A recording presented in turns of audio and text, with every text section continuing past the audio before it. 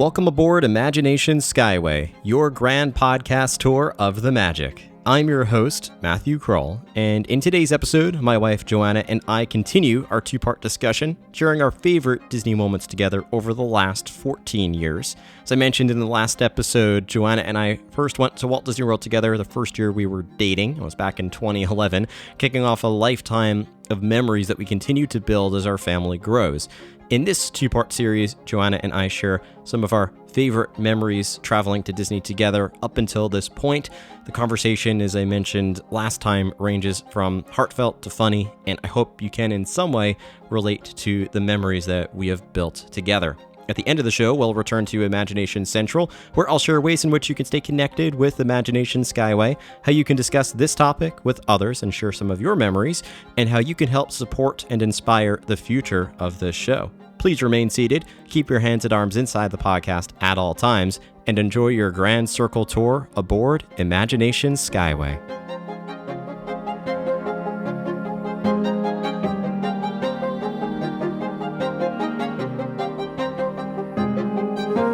I'm going to jump back to you were pre-kids, so I'll stick with pre-kids, and this maybe will be my last one before we had kids.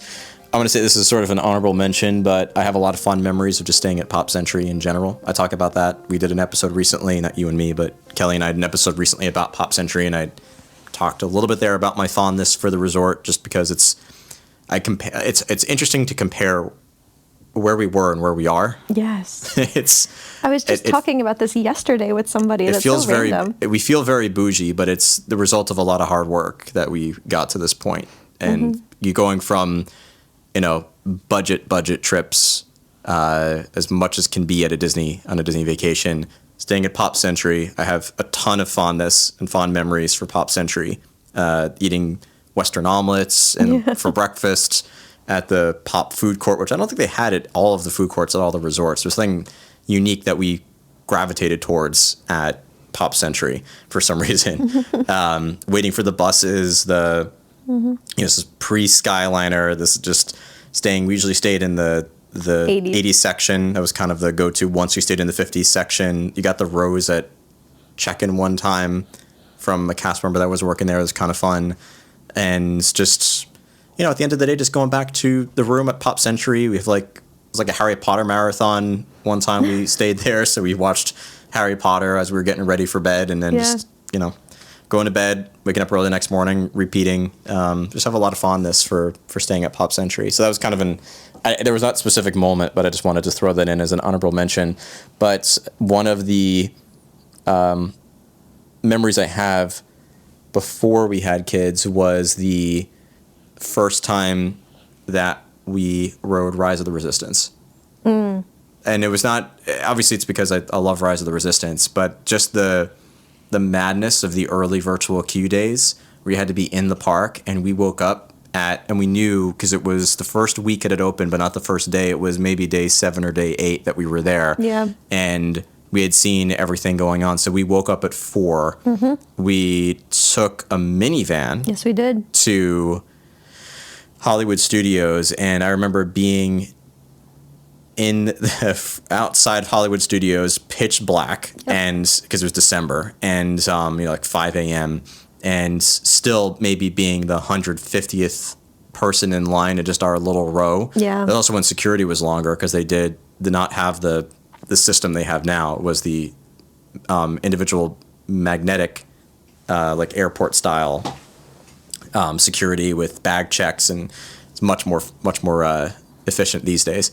But getting through that, and then having the seeing the thunderstorm coming in, which is very weird for December in the early morning. Yeah, there was a thunderstorm coming in, and we were like, "Are we going to make it into the park so that we can get some type of coverage?" Yep. Before the storm comes, and we did not. No, we did. Disney, they let guests in early. Yes, Disney let the guests in early because of the thunderstorm. That's right. Yeah. We weren't going to make it. They were going to open up. I can't remember the details. I believe they opened up the gates. They said they opened up the gates at 6. They really kind of opened them up at 5:45. And that day, I think they opened them up at 5:30. Yeah. And then we just went in, got the virtual queue. It was probably for a 2 o'clock return time, somewhere around there. I don't Doesn't remember. matter. Doesn't remember the turn time. But and then we went down Hollywood Boulevard and went down, Sunset Boulevard. Into one of the shops. Into one of the shops. And then it poured. Yes, and we did make it. But I also remember walking down Sunset Boulevard, and it was Christmas time. So I have a video of this. The happy holiday Christmas music, and it might have been Holly Jolly Christmas. It was something along that vibe. And pouring rain. No, not pouring rain. Thunder and lightning behind Tower of Terror with this happy Christmas music. Oh and just my gosh, I love that video. Yes. Yeah, I need to repost that. That was a good moment. That was a great one. So, and then of course getting to ride Rise of the Resistance for the first time was amazing. I think on that same trip, I also had a bit of luck on that. I remember having to go to the bathroom, and we didn't have an umbrella, but somebody did. And I asked them, can you walk me across the street? That's right. With the umbrella so I could go to the restroom. And of course they did. So that was on Hollywood Boulevard. Yeah, I remember that. This stranger was holding an umbrella for me when we were just walking through puddles and pouring rain just to go to the bathroom across the way. And then of course I did the same thing coming back, a different stranger who happened to have an umbrella. I said, can you please just walk me across the street with the umbrella? And they did. I think I'm just a lucky person. I'm just a lucky cricket. You are. You really are. All right. So, yeah, opening Rise of the Resistance that first week. That is. I have a few other on here that we could always talk about, but that are also before kids. But most of mine from here on are with Maggie. Mine are too, mostly. I want to do one that you're not involved in. Yeah, you should. If that's okay. You should. I could do the same, but I don't have as many fond memories. No, you do. You do. Some, yeah, like little career moments. That's about it. Those are big deals too. I'll do one without you. I'm not going to do like a whole bunch without you because obviously I have a lot of memories of doing the 7-night fantasy with Jen and her family and Maggie. It was something I was very fortunate to do. It was totally Jen's idea. She wanted to do a cruise to celebrate her doctorate, and it happened that it was a cruise to celebrate starting her doctorate yes. instead of ending it. But that was still great because now she's got lots of cruises in her future.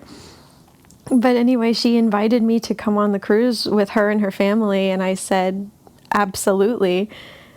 And I knew that I had to bring Maggie with us because of everything that she learns when we bring her places. So bringing her onto the cruise ship, she would learn so much about that too.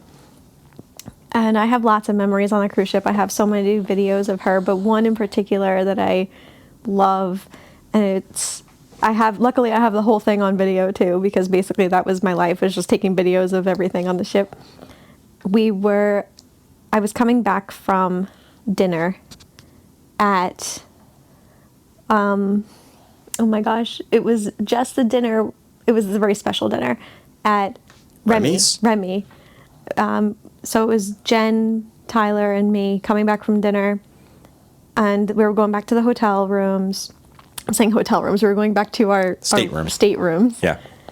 But I had to pick up Maggie from the nursery, and so we parted ways, and I went to the nursery, and I picked up Maggie, and we're walking back to our stateroom, and I turned the corner with her, and who is around that corner but Captain Mickey Mouse in his like sparkly 25th anniversary getup or something like that. I think it was a 25th anniversary getup because it was the 25th anniversary year of the cruises. So he's in this like glittery aquamarine sailor suit just right around the corner. He just was standing right in front of us, and I said, "Oh my gosh, Maggie, it's Mickey." And she was so happy to see him. And not out of context, but like we weren't prepared to see him, and she was still so like, "Oh, surprise." She's like 18 months old at the time. She, just figured out how she can like really walk and navigate stuff. So when she saw him, she was so happy, and he grabbed her, and they started walking around together. He was showing her ship, I was walking with his character attendant, and we were just chatting about how Maggie loves hanging out with the characters and walking around with them and exploring the ship with all the characters. And Mickey was not the only character that she got to do that with, but I think that seeing Mickey, and he showed her a whole bunch of the pictures that he had on his ship, and they walked around like the whole floor. He was guiding her through everything. He walked her over to Bibbidi Boppidi Boutique. They were closed at the time, so he couldn't bring her in, but he was showing her all of his friends that were in the boutique and had pictures of them. And she was telling Mickey, "Oh, that's Snow White, that's Cinderella, that's Mulan." And Mickey was so impressed that she knew all her princess friends. And it was like, it brought tears to my eyes, because that's something that is not, it's not an everyday thing, and even if you do go to Disney a lot, something like that doesn't always happen to you. And, seeing Disney and seeing Mickey and experiencing this through Maggie's eyes as a parent is amazing. So yeah, obviously a lot of my favorite memories are with Maggie.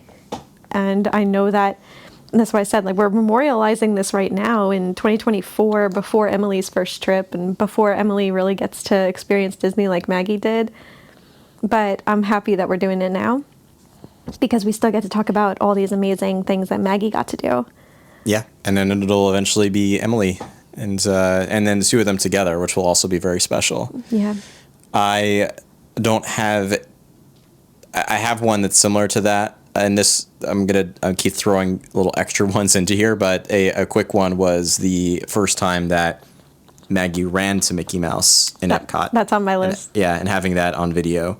And that was really special. The first trip she took, she was scared of the characters. Because, that makes sense, because you see Mickey Mouse on the screen and he's small, and then you go and see him in real life, he's like, wow, he's huge, right? Especially for a 1-year-old. No, she was 7, 8 months here. She was not having it. She was really she loved scared. Cinderella and Elena. She loved Cinderella and Elena. But she did not appreciate, or she was really scared of Mickey and Minnie and Chip and Dale and all of them. So then on our following trip, which was May, when she was a year and a few months, I guess a year and 5 months, year and 4 months, she was walking. She was walking, yeah. And then her patiently waiting for Mickey in the Imagination Pavilion. And then when...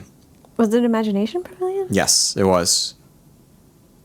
No. Yeah, it was by the show. Yeah. Okay. Still Imagination Pavilion, but yes, the Disney Pixar Short Film Festival entrance area. So then seeing her just run and give Mickey a big hug was a very special moment. It was the run. Yeah. It was the run. That wasn't her first.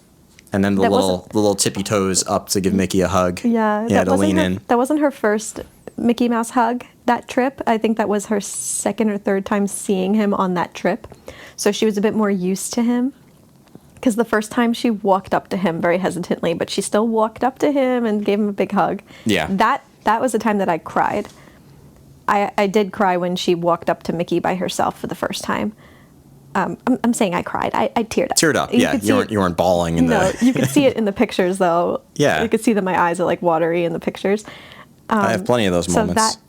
So you have it with her running to Mickey. Yes. I have it with her walking up to him. Mm-hmm. Yeah, that was just a really special interaction. Yeah. That was kind of like just piggybacking. Captain Mickey, I think, was even more special. But I think the Wendell and Shaker encounter, it's hard not to have that on the list. And that was the same trip. Mm-hmm. And we had just finished seeing Festival of Fantasy. And out comes Wendell from right where we were standing, which was at the Diamond Horseshoe. And Shaker was there, too, at the same time. The two of them walked Shaker was there, it's true, but then he kind of went on. But Wendell gravitated towards Maggie. Yeah, they walked out together, but Wendell stopped to hang out with Maggie. Yeah. And then I think maybe she reached out her hands to him. Yeah. And then I have the whole thing on film. I have to go back and look at it. But it was 8.5 minutes. That's how long the video is of her then being escorted around Frontierland by Wendell. They went and they looked at the Rivers of America. I was kind of like looking out at talking about how he goes fishing in the rivers of America. And swimming. Then they walked over to this pop-up stand that had different Mickey ears, and Wendell picked one out for her, and then the cast member who saw it happen gifted it to her. Yeah. So they got my information as I'm filming, and like filled out an official piece of paper to give it to her as a sort of magical moment. So she still has those ears. She wears them occasionally at the house. And then Wendell walking over to Country Bear Jamboree, and then Shaker seeing them and then grabbing her other hand and helping her get down the step, and walking the two of them, just these ginormous country bears, walking this little 16-month-old through Frontierland, holding her hand. She's just following them. She's like, yeah, this is okay. She's having a great time. Yeah. And she was wearing a really pretty pink, poofy Minnie Mouse dress at the time, too. So she really stood out, I think, just among there were other kids like waving at the bears, and the bears were waving at them, but they really hung on to Maggie. Wendell in particular. Yes. Hung on to Maggie, was just showing her around, and it was 8.5 minutes of magical moments, and she loves watching that video of herself. I know, and now she has this special fondness for Wendell, which most kids her age or older, adults, don't even know. Who's Wendell? Who's Wendell? This is a bear, right? This is a bear. What's this bear from? Is this Winnie the Pooh? This is Winnie the Pooh. But then I think it kind of came full circle. I don't remember which trip it was recently that we took, but she saw Wendell at the American Adventure Pavilion, and we said, Wendell, and then she bolted. She's like, it's Wendell. I was more nervous because she lets go of our hand and she bolts, like runs almost full speed. Like a dog that just saw the gates open. Don't say that. That's not nice. No, it's true. I mean, she just ran full speed. She's like an excited puppy. Like and Wendell started jumping up and down too to see her. I'm sure that, because it was years in between, but like Wendell acted like he remembered her, which was really cute. I mean, how many kids, would walk up to Wendell like that? That's true. Run up to Wendell like that. Especially when you've got, I don't remember who was next to Wendell, but other more recognizable characters from movies and shows. Maybe. Yeah. So anyway, I had to have I know you had Wendell and Shaker on there. I just wanted to jump to it first. No, I'm glad you did. I actually left them off my list because I knew that you would say it. Mm-hmm. We could probably go through a couple more each. I have a few that I could talk about. A couple of more like little moments, and then one bigger moment. Ooh, okay. I'll do more story, I should say. I have a couple of moments and then one story. Okay, I'll do a couple. Two little moments. How about that? Okay. So one little moment was, I think this might be my last one with Maggie, and it was just her learning how to navigate a hotel and an elevator. Was this at Disney though, or is this? Well, Disney, I think, did it for her. Like, she understood left and right. Like, I said, okay, elevators to the left, and she'll start walking to the left. And it's like, you can't even create full sentences yet, and you understand left and right. And you also know how to, walk through a hotel to get to the elevator. Wait in an elevator. Sometimes you push the button, sometimes you don't. We used to call it the magic box. I think you walk in and then you walk out somewhere else. Yeah, I called it that. This is my last one with Maggie, but it's really more about her learning her world in a safe, enjoyable, family-oriented environment like Disney. She's learning left and right. She learned how to wave. I wouldn't say that she took her first steps on Main Street, because she didn't, but she remembers all of this through Disney and through these amazing memories for herself. Even, they always say your kids are not going to remember, but I think she does know. She doesn't necessarily know the exact stuff, but she sees pictures of herself when she was there, and we talk about how she learned so many things while she was in Disney, and she has this love of the location. She knows that Disney is another home too. Yeah, it is. And that's a good kind of bunch of memories all together. Yeah, it's a good, and I have, again, we have similar answers, but I have a hotel specific one that also. I wanted to do two. My second one is kind of small, but I think it has a lot to do with just you, Matt, and your podcast and the community that you've grown. It's when I was riding Tower of Terror by myself because, nobody that I go with wants to do Tower of Terror with me. That's not true. Depends on who you're with. Well, my family can't or doesn't do Tower of Terror. And I was by myself and I was walking out the gift shop exit and some girl, I forgot her name actually, but she ran up to me and recognized me from the podcast. And to me, that was so jarring in a way because I'm not really on the show that much. I'm not really on your Instagram that much.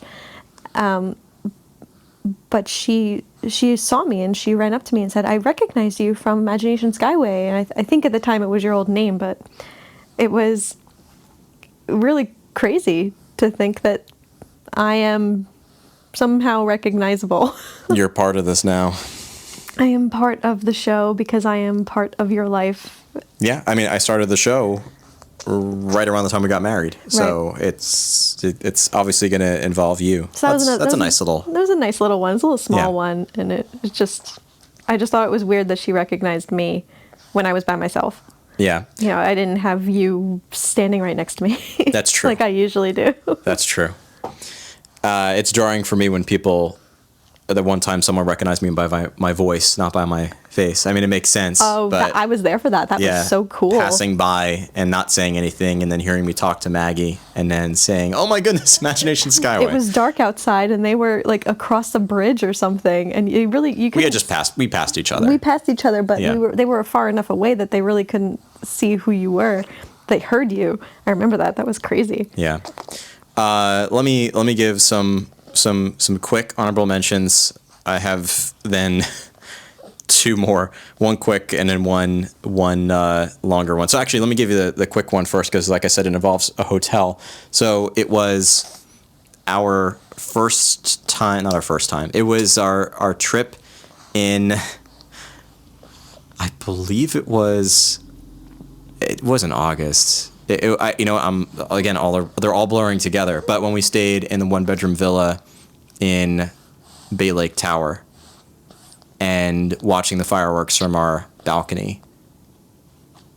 This was about a year ago. Oh. This was not that long ago. Okay. And it was April. It was really not that long ago. Oh. So it was April of this past year, going and staying at Bay Lake Tower in a 1-bedroom villa and using our DVC points, walking out with, that quote unquote $0 bill, and it's not really a $0 bill, yeah. And then just having a lake view room, but having it just be, if we're on the balcony, we actually could see Magic Kingdom. So getting to walk out onto the balcony and see Magic Kingdom, but then with the hotel having the fireworks channel where it'll play the music, sort of turning up the volume, opening up the door, and then sitting on the balcony and watching the fireworks and having Maggie be there and enjoying the fireworks, and just thinking to myself, this was not the Disney experience I had as a kid, and how special is it that she's getting these memories. And you too. Me too. And me too. Yes, all of us. And I had very fond memories as a kid, but it was nothing like that. As I said, very bougie, but it's something that we've worked towards was Disney Vacation Club. So getting the chance to do that, and then I think on a subsequent trip to somewhere that wasn't Disney, I think it was the month later we went to your cousin's wedding, staying in a hotel, and Maggie getting excited to see the fireworks from the hotel, and we're like, no, this is like, it was like a Marriott in the middle of Pennsylvania. Like, we're not, sorry, honey, we're not going to get to see any fireworks tonight. Aw, no fireworks in Pennsylvania. That's not something we see in every hotel. But that was my sort of runner-up answer. Quick honorable mentions. One, on the the hurricane trip, I'll call it. Oh, yes. Having the rainy day that we stayed in the hotel before we left, having Maggie meet Chippendale in the lobby. And Daisy, but it was really the Chippendale moment was fun. Also, I have a couple of overtired Maggie moments, but my favorite was her at Mickey's Very Merry Christmas Party, dancing in Cosmic Ray Starlight Cafe with Vampirina and Fancy Nancy, running down to dance with me, then coming back and grabbing you and running down with you to dance with you, then running back and coming back to get me, and just sort of like swapping parents until she basically passed out, about to meet Tweedledee and Tweedledum by the Mad Tea Party. Yeah, it was, that was a definitely overtired Maggie. She was crazy. Yes, she was that, and then at Chef Mickey's at the Destination D23 trip that we took. Yep, another overtired Maggie. Yep. My other runner-up is, or honorable mention, is our good old days of strawberry oolong tea slushies. Oh, wow. And the Joy of Tea Pavilion, which have now upgraded to or changed to egg rolls. That's kind of our go-to. I'm happy with the egg rolls, especially late Epcot. Like right before closing. If they have a lot of egg rolls left, they might get an extra. Double up your egg rolls for the same price. Yeah, that happened to me. Because I'm a lucky cricket. Yeah, although now, I mean, it's much better to go to that for the wait, but I'm kind of a fan of going to that 30-minute gelato line to get the good gelato from the Italy Pavilion. It's hard. It's hard to top that. I'm a bigger fan of egg rolls. I know. Honestly, the egg rolls are really good. I know I mentioned Bay Lake Tower, but the last honorable mention I have is the our first official Disney Vacation Club stay, which was February of 2024. Staying at Grand Floridian and just having that video of Maggie walking into the room holding the balloon that the housekeeping cast member had given to her, and I don't remember how she got that balloon in the first place, but it was from housekeeping. They gave her this balloon that she kept the rest of the trip. She did. Somebody left it behind. Left a balloon in their hotel room because they weren't going to take it on their plane. Right.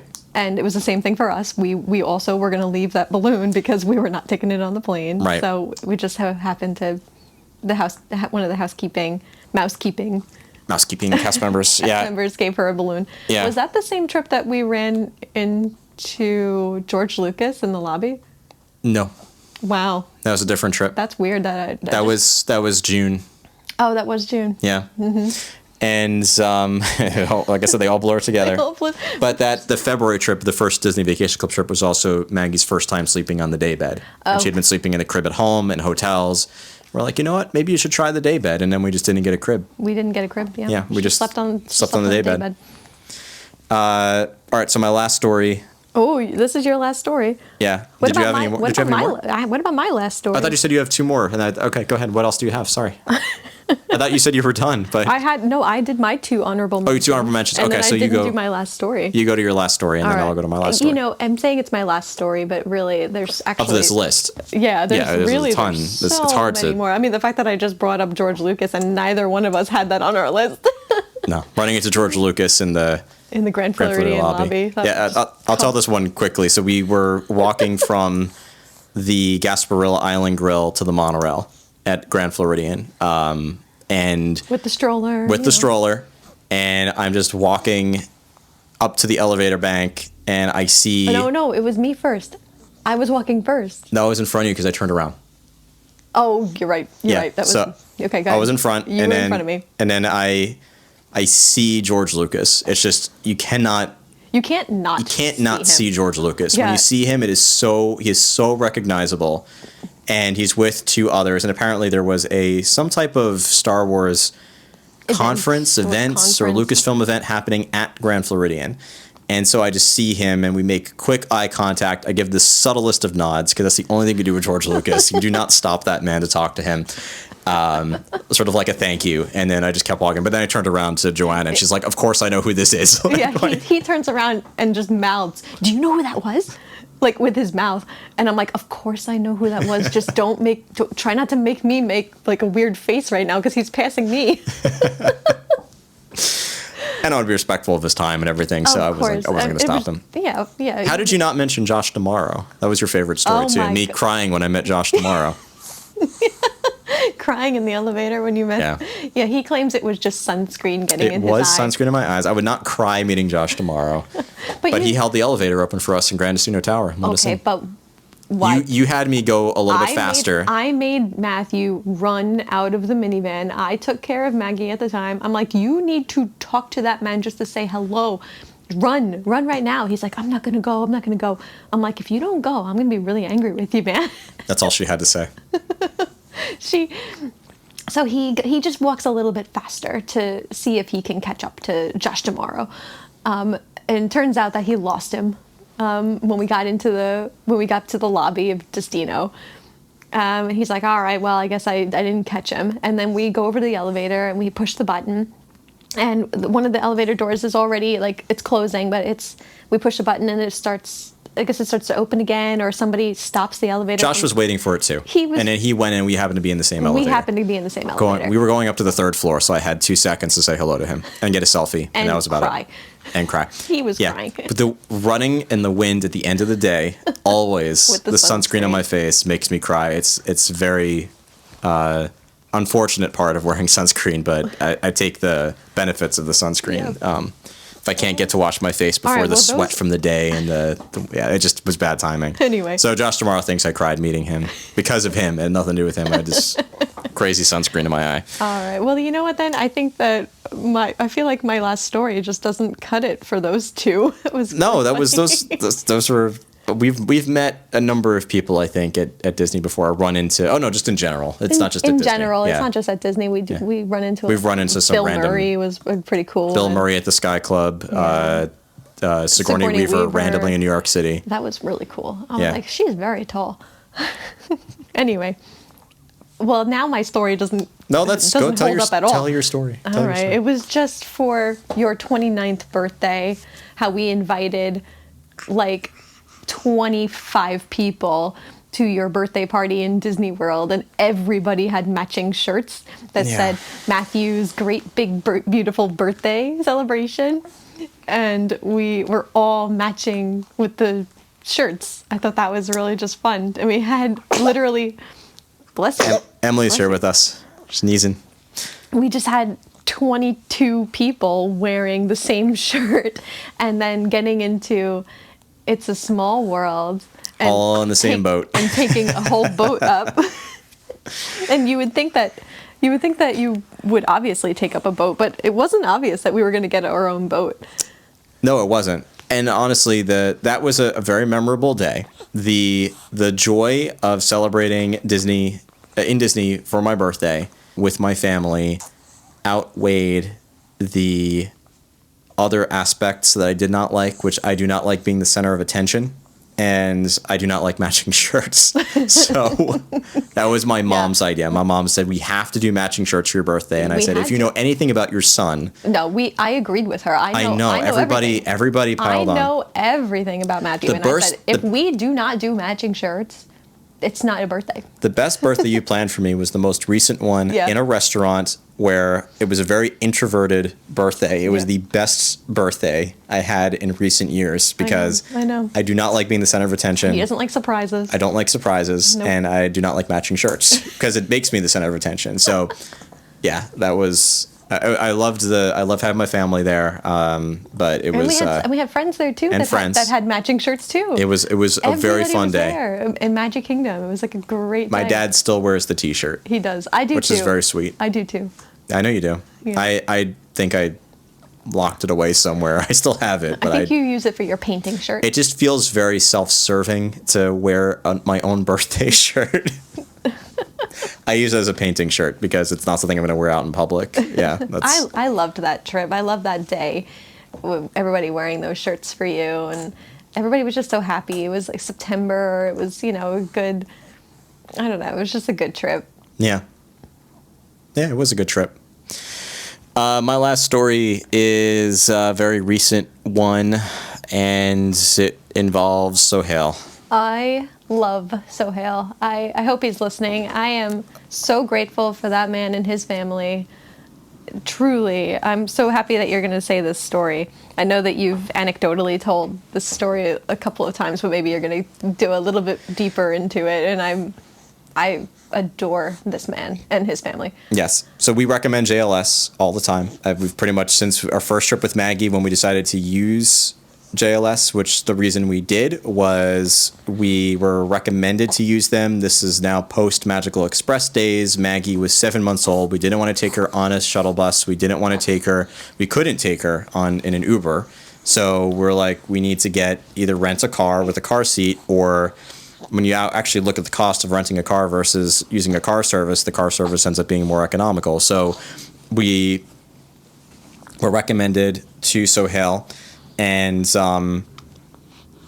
he's been our go-to every single trip to Orlando since. It just, the service is impeccable. I've used other car services before. I've used them in LA. I've even compared it to like an Uber Black, or I think maybe it was Lyft. I don't remember what I tried, just to see, because the price point is relatively similar to that, and it's night and day. I think you pay like maybe $30 more to go with JLS, but you get, oh my goodness, it's a night and day comparison to an Uber Black, or it's so different. So when you have young kids like we do, we can't really use an Uber or a Lyft. And honestly, even if we could, I think we'd probably still choose to use JLS. Sohail and JLS. But we had a delayed flight back home, and Sohail picked us up. He told us about our delayed flight. He's always prepared. He always shows up early. Everything, dropped us off. And our flight kept getting delayed. I think it was originally, because that was a quick turnaround trip, we had to do a late flight, which we don't normally like to do, but I think it was originally maybe a 7 p.m. flight.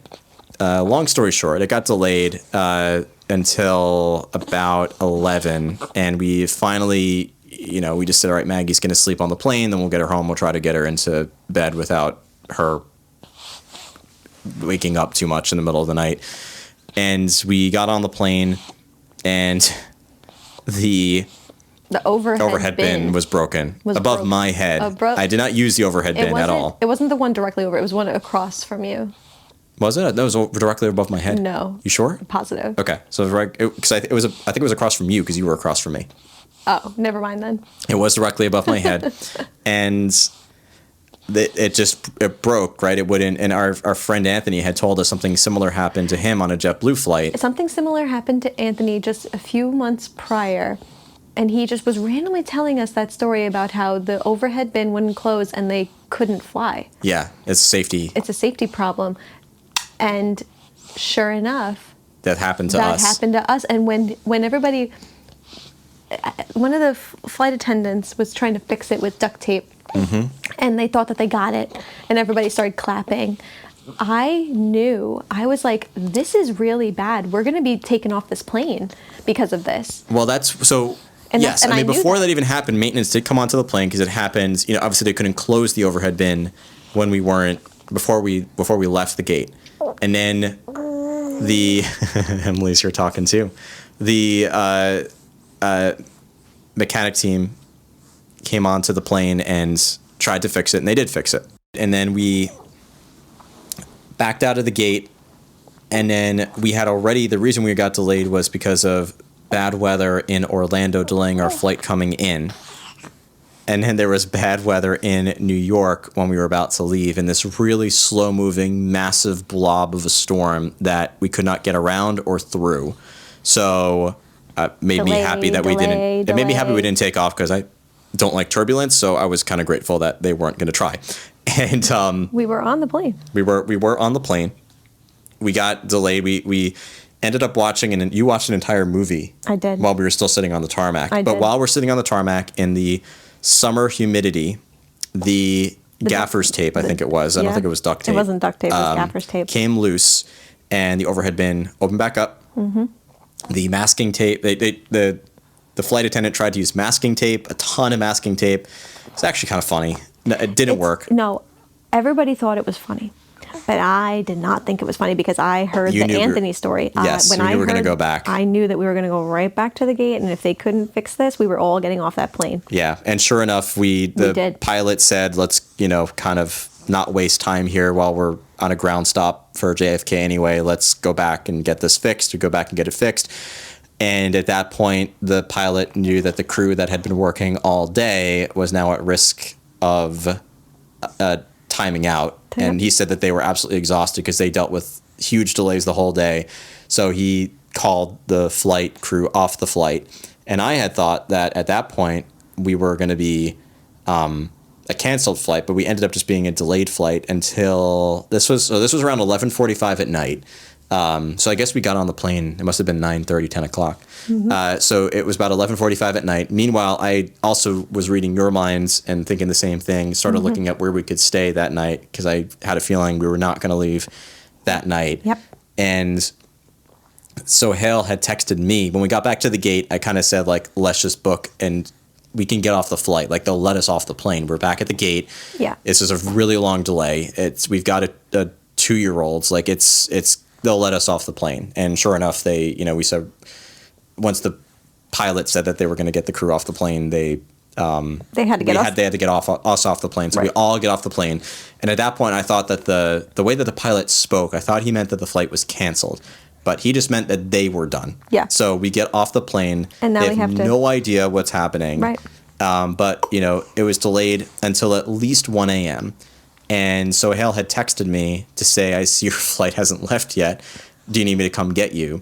I said, actually... So Hale was the one that said he was joking in a way. He was kind of joking because he didn't know that we were not going to take off. And I said, actually, I just booked a hotel for the night. So yes, that would be great. And I did book the Dolphin. I never stayed at the Dolphin before. It was available. I said, this is a good excuse. Stay at the Dolphin. Whatever our delay is going to be, we can just walk over to Epcot. Obviously, we're going to sleep in because this is really crazy late for all of us. And he came to pick us up. Oh, so we're still in the airport. We're still at the airport. I'm calling Delta because as often I'm trying to do this on my phone, I can't. It's really hard to do it when it involves having a family of, even trying to get 2 seats together for all these crazy flight delays that flights are getting booked up. And I said, I can easily switch flights, but I can't have my 2-year-old sit alone. Right. So I can't see the seats on my phone. I'm not in front of a computer. So I called Delta. They were great. And she did manage to get us seats that we're in the same row, but not together. Yeah, and she said if someone will switch with you. It has switch swapping an aisle for an aisle, and sure enough, that worked. Yeah, that worked out just fine. And it was not for the next day, but the following day. Right. It was like a Sunday. That was supposed to be like a Sunday night flight, but we ended up leaving like Tuesday afternoon. It was Tuesday morning, 6 a.m. Oh. It was the first flight out. Oh, it was the first flight out on Tuesday morning. Tuesday morning. So we said, fine, we get 2 extra days in Disney. I had to take, sick day off from work or 2 sick days off from work. And so sure enough, the other problem that happened was because we had checked a bag and our bag was still on the plane, which was not officially canceled, but delayed. Yep. They could not retrieve the bag. That's right. So they said either this plane is leaving and it'll be waiting for you at JFK, or it will get canceled and it will be waiting for you in Orlando.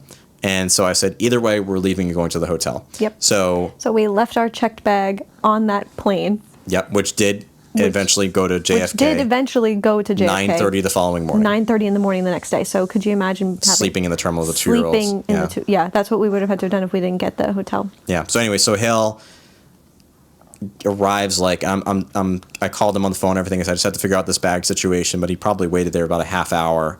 And we also had to take the monorail in the middle of the night, or the tram. The tram was hard because there was a lot of people, but also the tram wasn't running as... We had to change Maggie, too. Yep. She was still in diapers. So there was a couple delays. There was a lot going on. And then we finally got to the car, I think at like 1 a.m., and just start cracking up. Yeah, I started cracking up. Yeah, we all started cracking up. Just the I think I started that because that was just insanity. Yeah, Murphy's Law in action. And everything was working out. It was just... Everything did end up working out. I am a lucky cricket, as you know. Yes.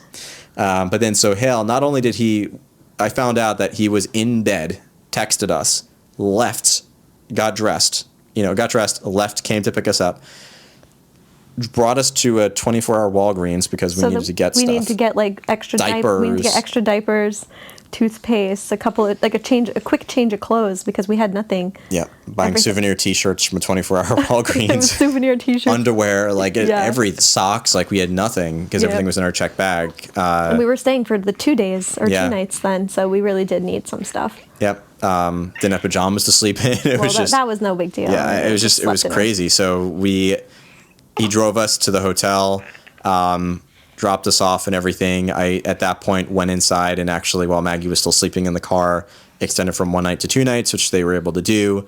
And then he picked us up 2 days later at 4 a.m. to come take us to the airport for our flight.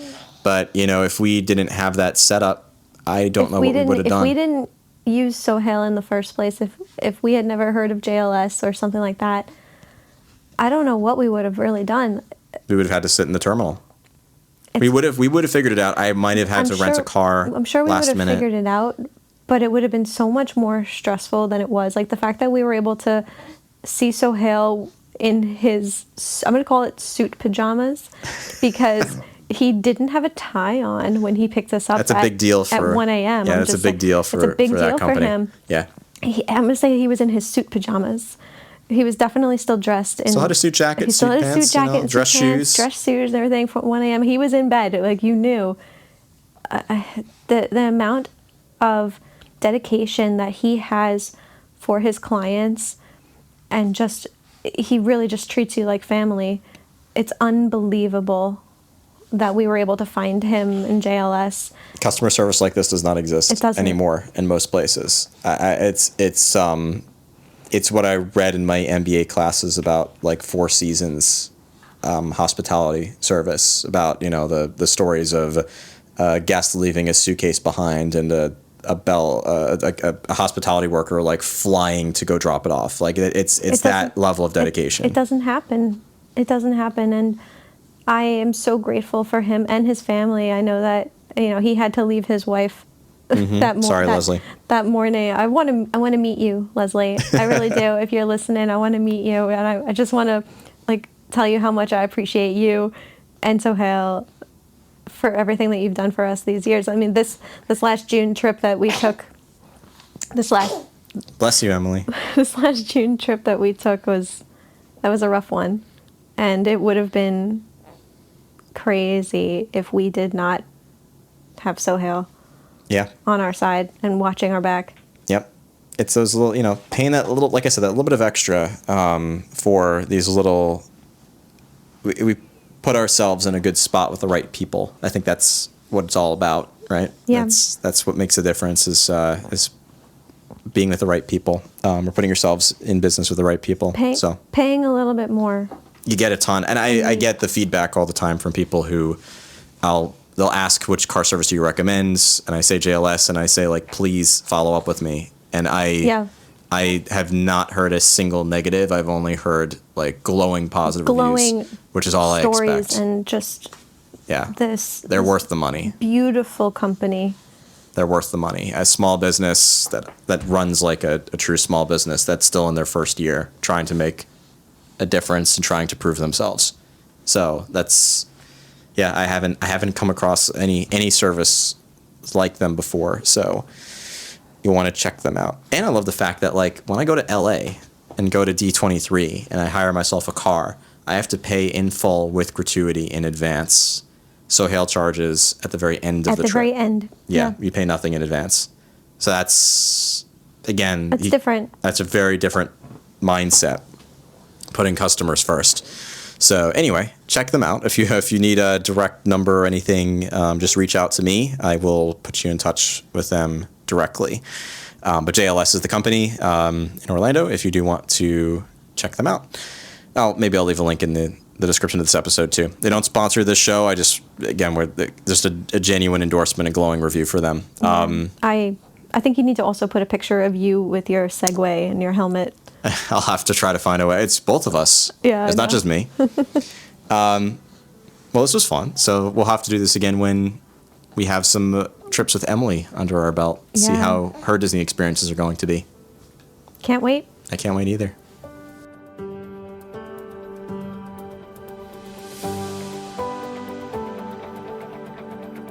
Welcome back to Imagination Central. If you haven't done so already, be sure to create a free Imagination Skyway account over at patreon.com/Imagination Skyway.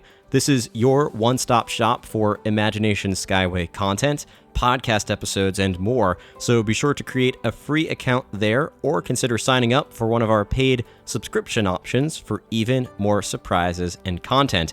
If you already have an account and are listening on the Patreon app already, be sure to leave your thoughts about today's discussion directly on this episode and perhaps share some of your favorite memories as you've been going to Disney. Remember, you can also engage with the show on social media by searching for Imagination Skyway on your favorite social media app or by heading to imaginationskyway.com. I have a full list of social media accounts for you over there. And if you are ready to book your next Disney vacation, especially hearing these memories that we have, or if you have questions as you prepare for your next Disney trip, I recommend you contact our travel partners at KMV Travel, a sponsor of Imagination Skyway and a boutique travel agency that helps families plan personalized vacations and to create unforgettable memories on land and at sea. There are some exciting updates with Disney Cruise Line. We've got the Disney Treasure launched, Disney Destiny around the corner, and our favorite Disney Cruise Line ships that are still setting sail. Kelly and her team at KMV Travel are an amazing resource no matter what type of trip you're taking, and I do encourage you to reach out to them directly, take advantage of their expert knowledge in all things Disney, their world-class service, because this is an incredible team, and their complimentary booking support by heading to kmvtravel.com/skyway, or simply find KMV Travel on social media and let them know that Imagination Skyway sent you.